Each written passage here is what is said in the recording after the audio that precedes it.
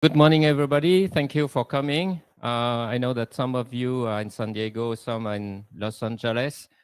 So first of all, I want to say that one of our speakers that normally come from Boston has COVID, so he will not be able to make it. It's Ben Illigans. He's the Chief Medical Officer at BC Platforms, a company that managing data for life science. Uh, yeah, so as Austin say, thank you very much to the sponsor and to the people who really accept to come and to speak. So AI digital biology, this introduction is more about what is AI, even though I'm sure you hear about AI every day, every single day.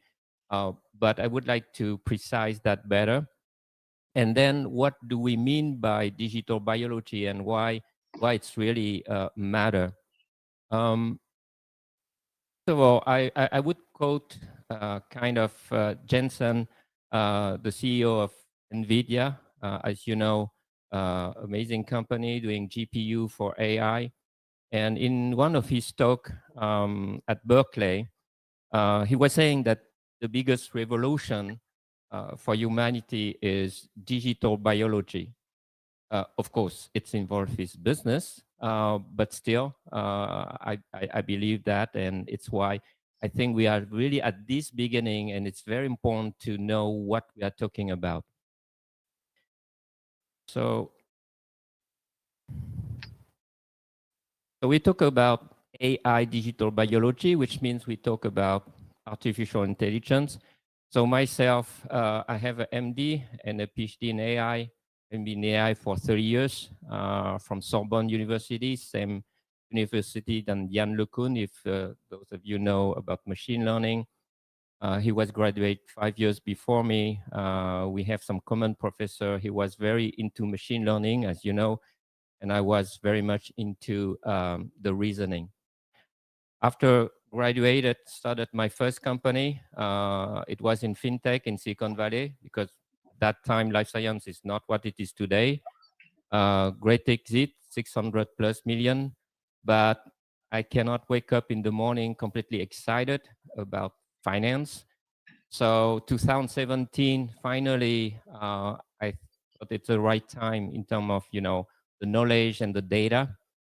So we started the company at that time. Artificial intelligence. It's not chat GPT only. It's not machine learning only. It's a lot of other things. So Jean Piaget, a very famous psychologist working on child development, is a Swiss-French guy. L'intelligence, ce n'est pas ce que l'on sait, c'est ce que l'on fait quand on ne sait pas. It means that destroy everything. Intelligence is not what one knows, it's what one does when one doesn't know. So, I don't know if among you have worked on machine learning and so on in the audience. But one thing in machine learning that is important is people always tell you, know first the problem you want to solve, then you do it. In knowledge and reasoning, no. Do you go to school? Do you go to university knowing already the problem that you're going to solve later?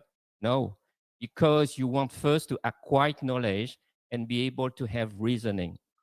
And one of the limitation of machine learning, and I'm not against machine, I'm just explaining where it starts, where it stops, and where reasoning and so on start and stop. Concept that people call transfer learning, which means that once you train the system for a certain task, it's very difficult or impossible to reuse this model for another task. But reasoning and knowledge can do that. You are the perfect example. So if you train a system, for example, to do self-driving car, this system is not going to recognize, radio, X-ray for medicine, right? So because there is no knowledge behind, there is no reasoning behind, it's a pattern recognition. So like to start from the very beginning to really emphasize that each step is the consequence of the previous step. At the beginning, we have noise. And from noise, human, we extract signal. Signal, we extract data. And then from data, we extract knowledge. And what next, you think, once we have knowledge?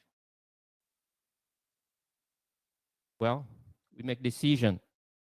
So this is important to understand, this kind of pyramid because each time it's a compression of the previous layer, right? Signal is a compression of noise, data from signal, and knowledge from data.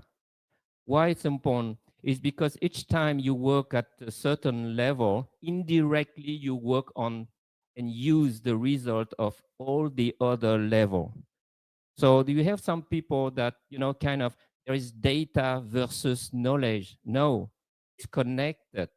So when you work on knowledge, indirectly you work on thousand and thousand of data set that other scientists have worked to extract the knowledge and so then you can use it. So that two main thinking system um, based on data driven and knowledge driven. One is based on pattern recognition, everything you do in a second. You recognize a face, you recognize a piece of music, and then everything else that is more painful is when you need to think and reason, and it takes more time. So there is a very nice book. If you didn't read it, I encourage you to read it from Daniel Kahneman. This is the Nobel Prize on economics. It's about thinking fast and slow, system 1, system 2. So the system 1 is fast, the 2 is slow. 1 is reactive, reflective, associative, logical, unconscious, conscious. And in a day, we are doing about 30,000 decisions. Right? How many times you pick up your phone? This is a decision, but you are completely unconscious. So 95% of our decision per day is unconscious, and only 5% are related to thinking. At the same time, it's interesting to see that you two have two main schools in AI, start approximately at the same time in the 50s. One based on people who say, physicalists, they say, you have AI, you have intelligence, I have to reproduce the neuron because the neurons is the foundation of what we think have intelligence. The other one say, no, symbolic approach, we just need to reproduce the logic level, doesn't matter how, and then we can have intelligence. Term AI is coined by McCarthy that is on the symbolic side. Okay? So it's why, I don't know if you ever think why people always say AI/ML. And at the end, they only talk about ML. So first of all, understand where the AI come from. And then, today we put under the umbrella AI, machine learning as well. But I want to emphasize something else. I went to AI4 in Las Vegas, huge conference. During the whole conference, people never talk about reasoning once. So what intelligence if you don't involve reasoning? Again, I'm not against machine learning. I work on it. My first company use it and so on. But I want you to get out from all this media thing people always say, machine learning or ChatGPT equal AI. So another book, if you have time, fantastic book. He's my idol, Joe Dapper. He's the father of amazing probabilistic network and so on. And his book is about to understand causation, how so fundamental it is. So At the same time, what is interesting, this triggered two main kingdoms as well. And we are so lucky to have Stefano today. He's the author of this book. It's about studying the animal intelligence and the human intelligence. Again, this kind of dichotomy between pattern recognition and reasoning. So let's take an example. This is a typical application for machine learning.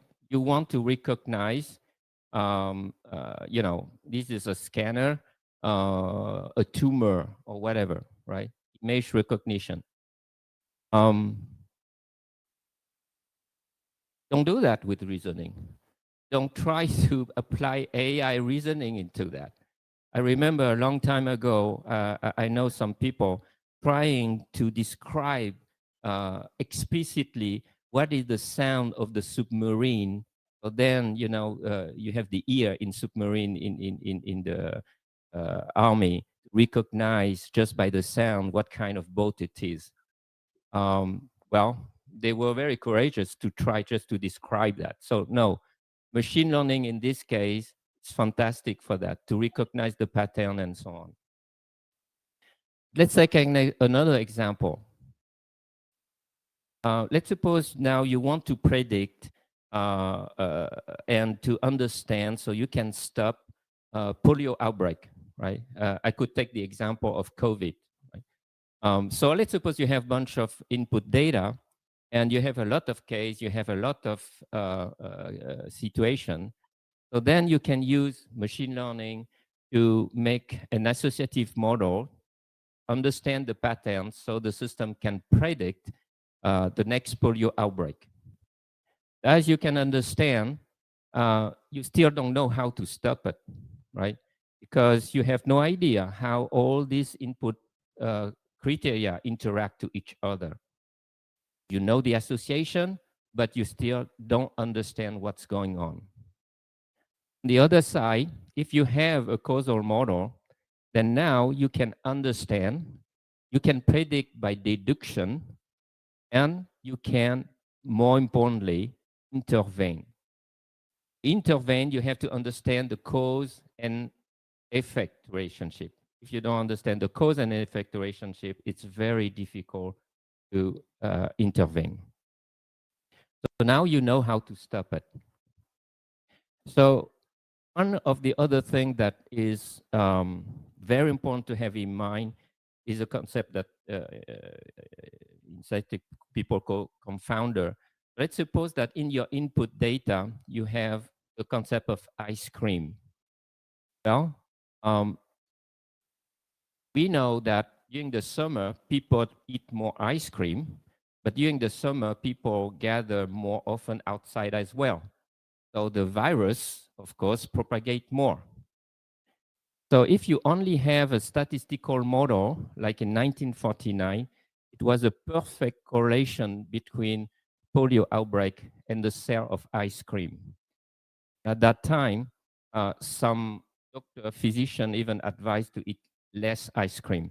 So each time you read or see on TV, oh, a study say that and that, most of the time it's just about correlation. It's very difficult to get to causation. It has much more work than just study population in general. So statistic 101, we all know correlation is not causation, right? And you will hear some people in life science and so on saying, only thing we need is really real world data, a lot of data. And once we have all this data, which is observational data, we can analyze that and then we can understand and find causality. And so it's no, and this is why. So let's suppose you have your data to know if one of the input is the cause. You have to knock down just this input and be sure that all the other factors are exactly the same. and see if it has an impact on the output. Imagine on the genome or gene expression, how many gene over there, and make sure that the other gene are not moving. So it's only when you get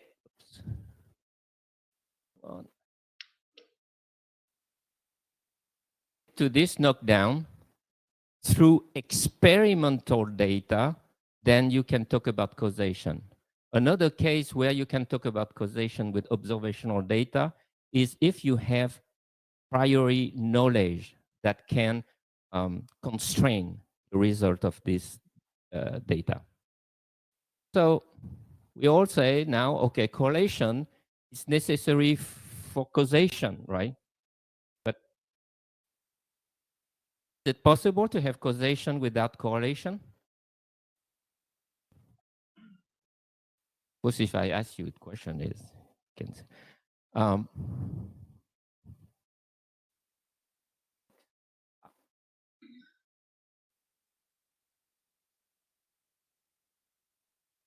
well, actually, you don't need to have correlation each time you have causation.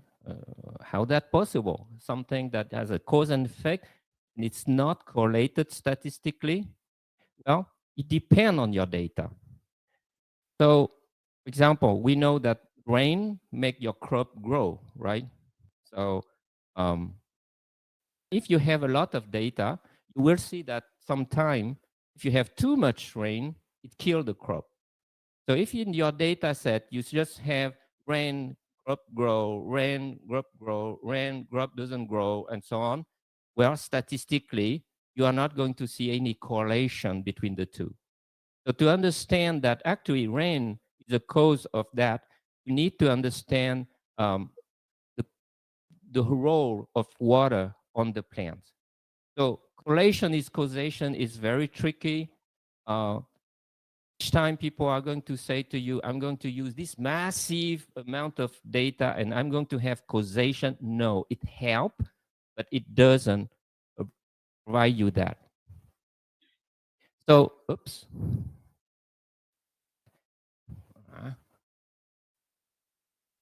So, as I mentioned in the beginning, yeah, we heard about data-driven, and we are in the era of data-driven AI.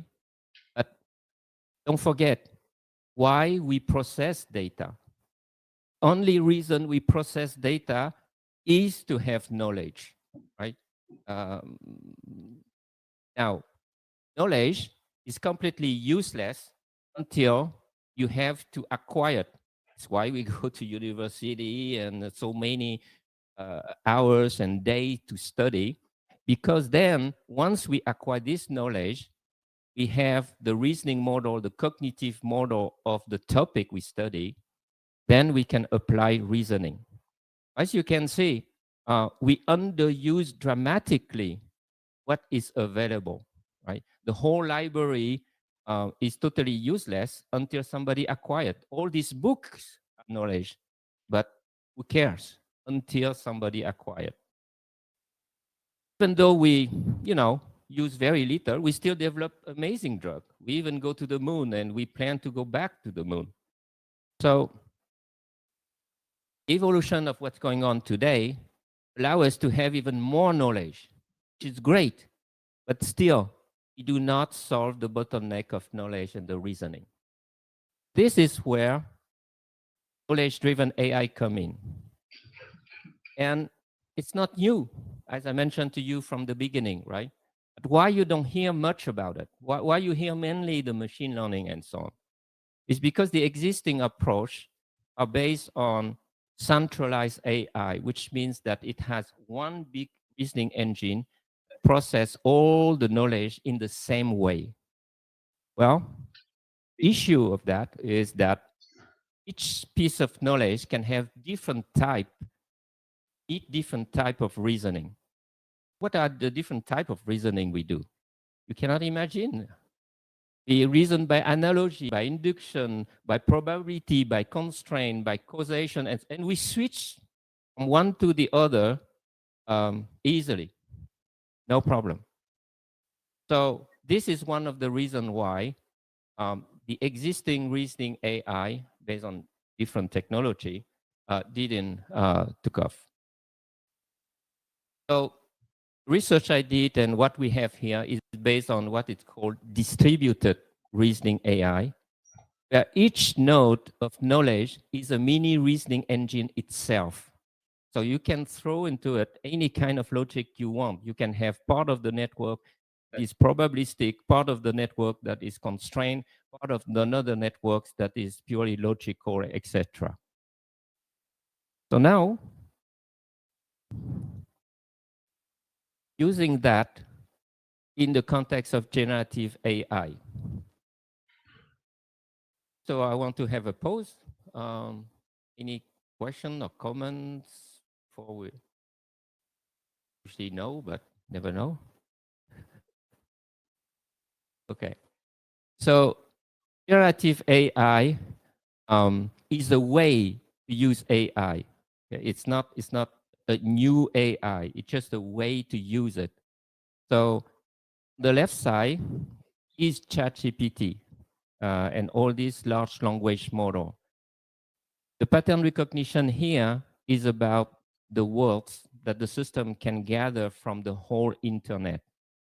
And amazing. Nobody side of the team that did it can really predict that just by associating words, predicting the next word can give you such a behavior that we sometimes believe that it reason. So from there, you can, very strange. Oops, back now. Really strange. Oh, it's me.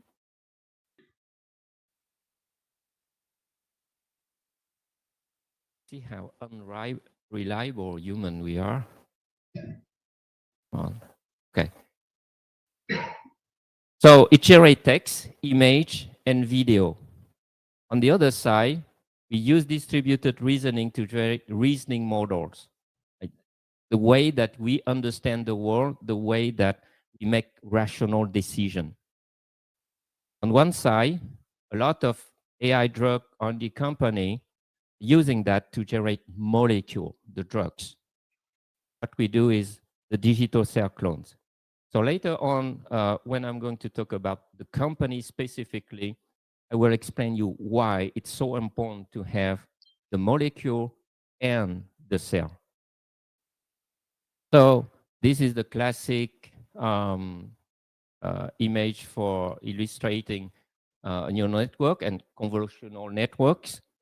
So you have an image, the system is going to extract the features. So for example, if you see a face, you're going to notice, horizontally can be a mouth, vertically can be a nose. So the system is going to recognize part of it, then we'll make association to compose that. So one thing I want to emphasize here, large language models are about language models. And language models is just one of our mental models. We have a bunch of others. We are using drawing, dance, music, mathematics, science, body language. How many times you are looking for a word to express what you mean? It means that your reasoning model is not just about words. It's connected differently. This is why, even though it looks like large language model reason, at least they do not reason the way human we reason at all.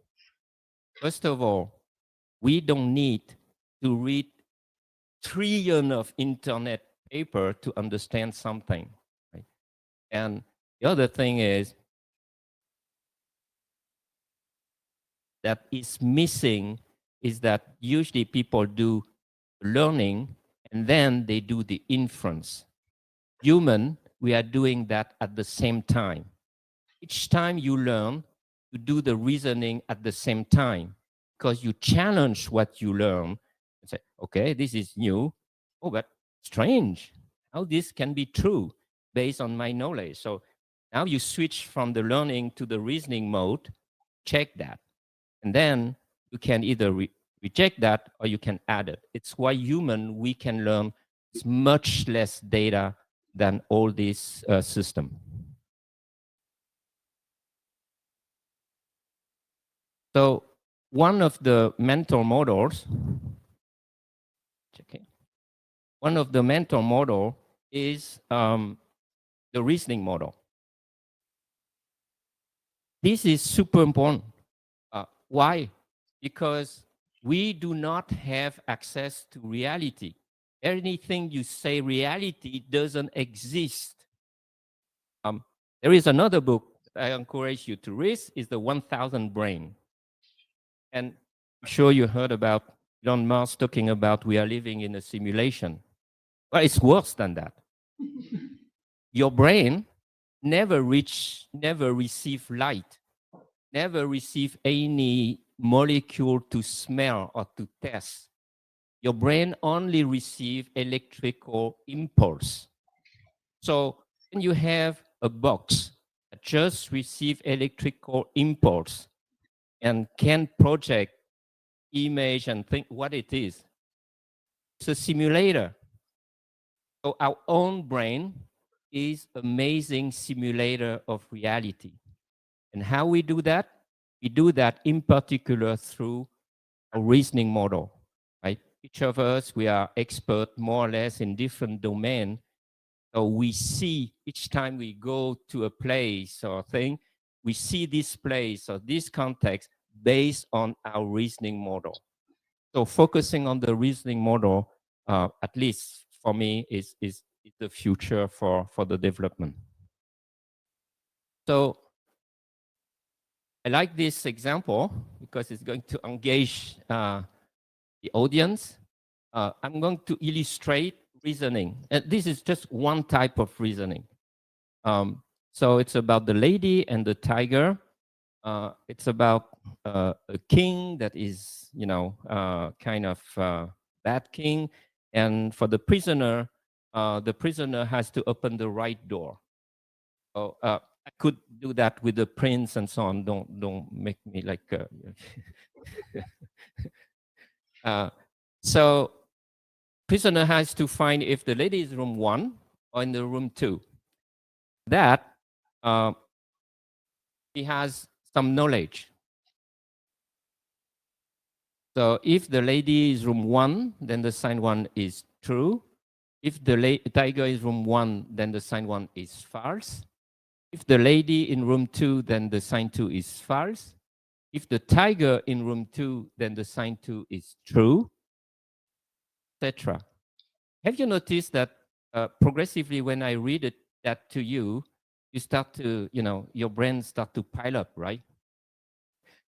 Well, based on Miller, we can only process 5 to 9 concepts at the same time. I told you at the beginning, we underuse dramatically what we know. It's worse. Forget, worse. We can only process 5 to 9 concepts at the same time on what we still remember. So I'm going to be quiet and let you think, where is the lady?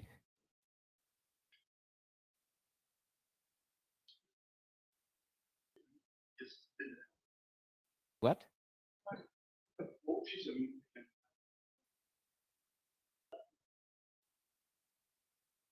Give me a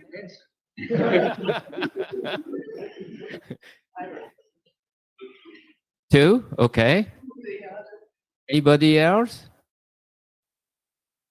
Well, you should have an idea, no? So, by the way, I test that with my wife. Is it recorded? Uh, so, in a second, she told me, boom, wow. Yeah, so, how do you do that? Oh, I just feel it. So, she's at another level. So, yes, it's in room 2. How we do that? Well, we start with some assumption. And then from the assumption, we infer until we get some conflict. And then from the conflict, we challenge our assumption, right? So if the lady, we started, suppose the lady is room 1, then the sign 1 is true. So say, okay, let's consider this knowledge is true. How far I can go with that? So I go to the sign 1. Both room contain the lady. So it cannot be true, right? So then you challenge and you take another one. So you are capable of challenging the knowledge itself, if it's true or not. And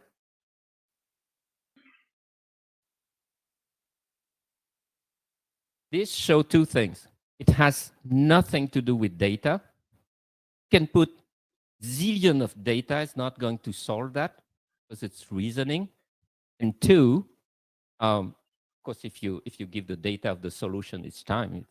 But and two, it means that you can infer new knowledge from existing knowledge. This is super important. It's what we do all the time. We don't infer new knowledge only from data, but from combining knowledge itself. Now, since you are very good, what is your name? Daba. So where's the lady with 9 room?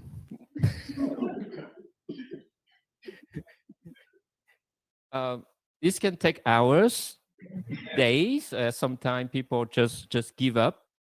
The reason I bring that up is if you translate that into a cell, at least just at the logic level, I don't even talk about the quantitative level.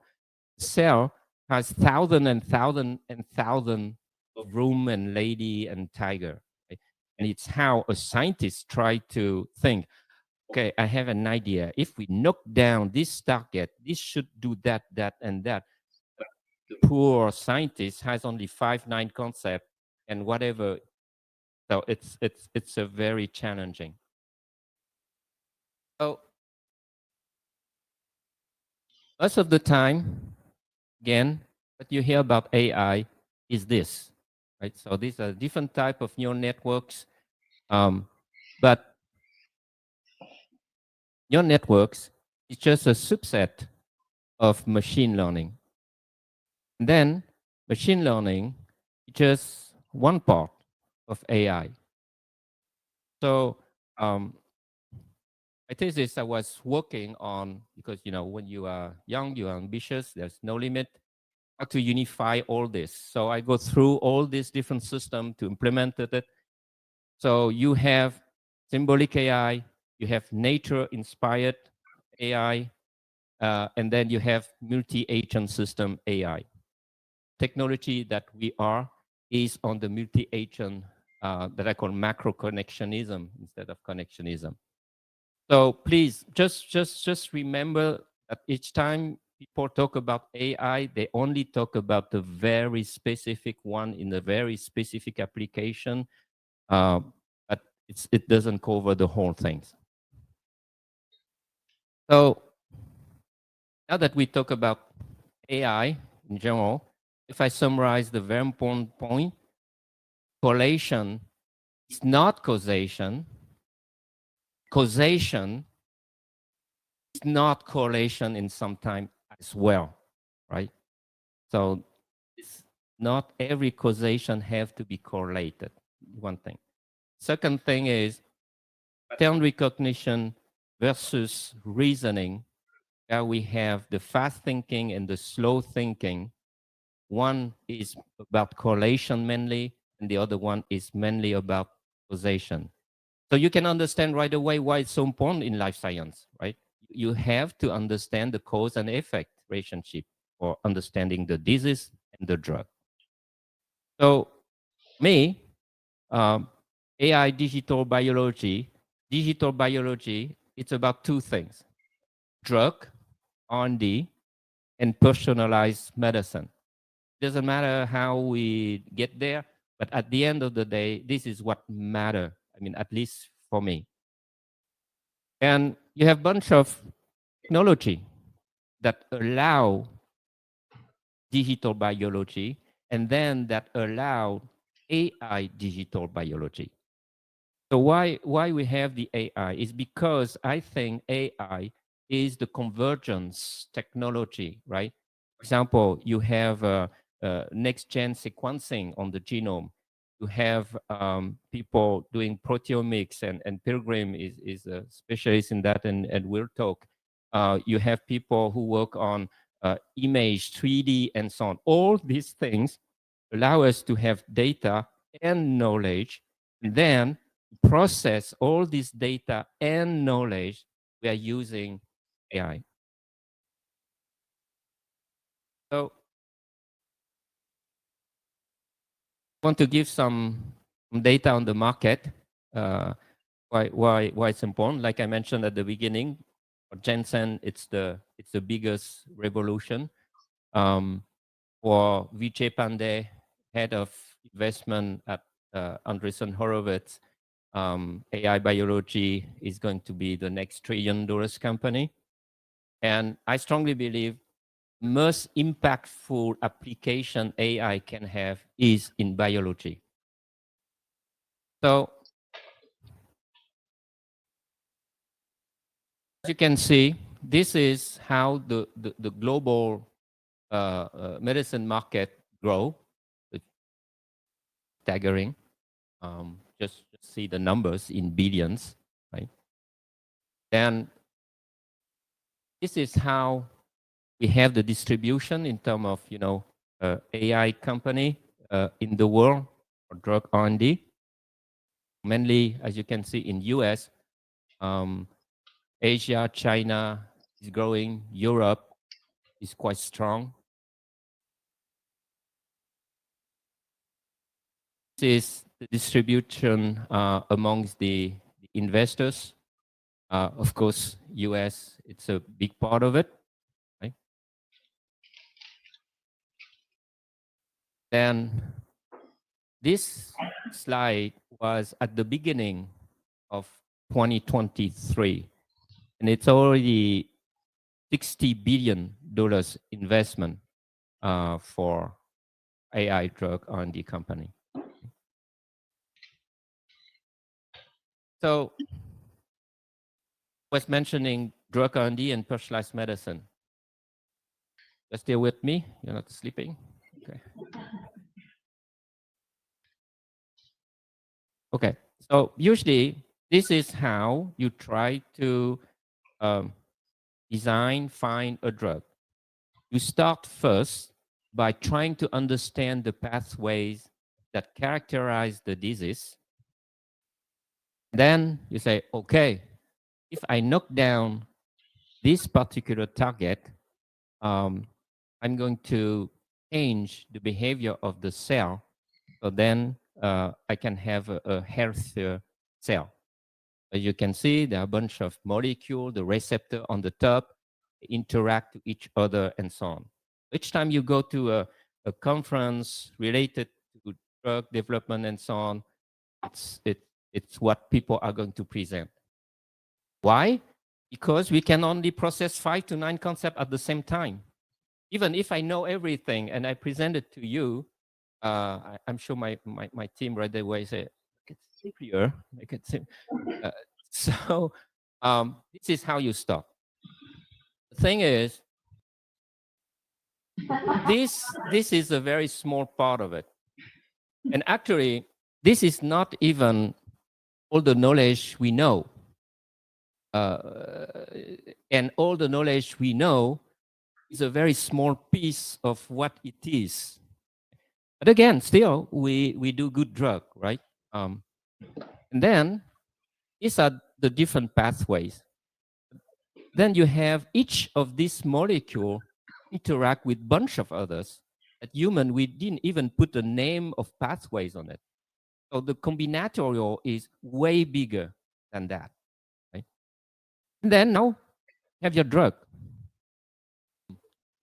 So what is going to be the impact on the cell, right? And in red are the side effect most of the time. But human is absolutely incapable of thinking of it. even just based on the available knowledge.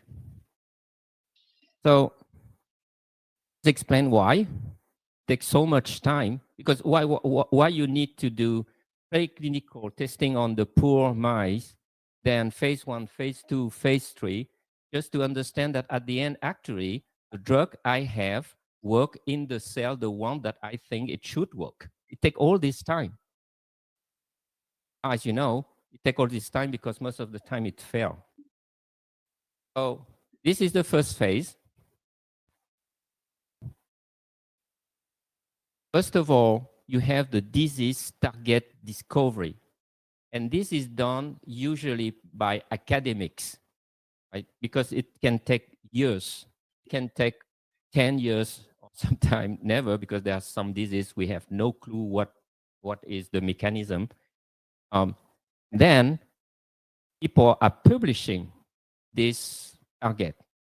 The whole drug R&D industry, most of them, is about a race, develop drug for this published target. So now we go to drug target discovery. So now that you know, okay, in the cell, you think you know, in the cell, this is the target. Now, what are the molecules that can go to this? So then I can lower the action of this protein or increase it. And to optimize it, make it more and more specific, for example, right? And then you go to the preclinical. And beginning of this year, FDA announced that now experimental on animals are no more mandatory before going to human clinical trial. First of all, it's expensive, it's cruel, and the model is not human, right? So from there, you go to the clinical trial, phase 1, phase 2, phase 3, where you recruit first people to test progressively the dose to have the safety, and then you look for the efficacy, and then you increase the number of people. And so this take about 10 years, 4% chance of success, and about $2 billion.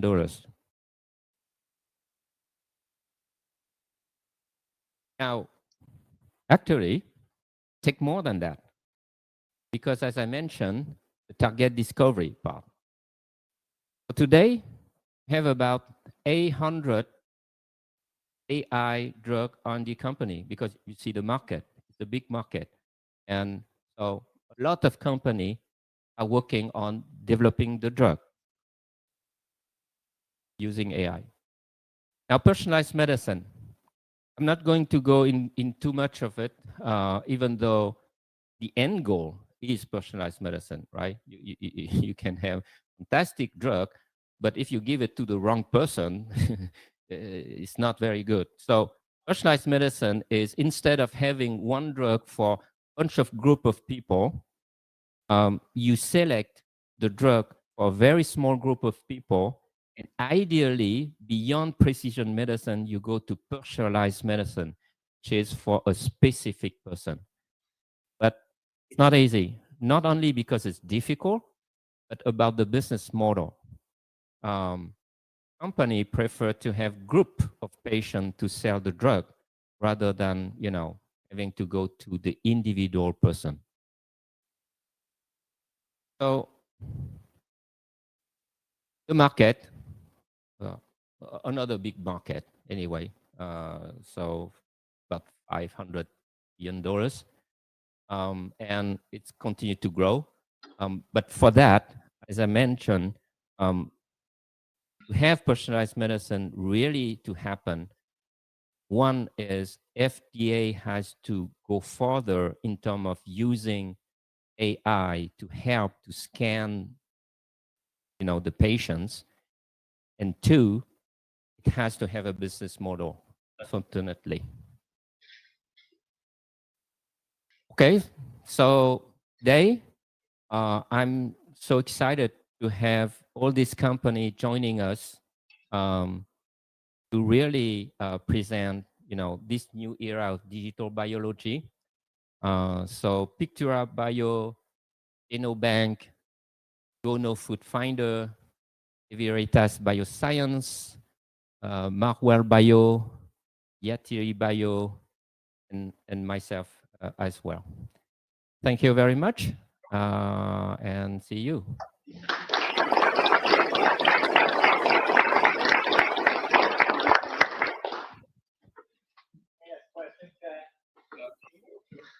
Great talk. The reasoning and total sense going away from correlation, but we need to understand how we reason to make the machine reason. And I'm not sure that we fully understand that. We understand correlation.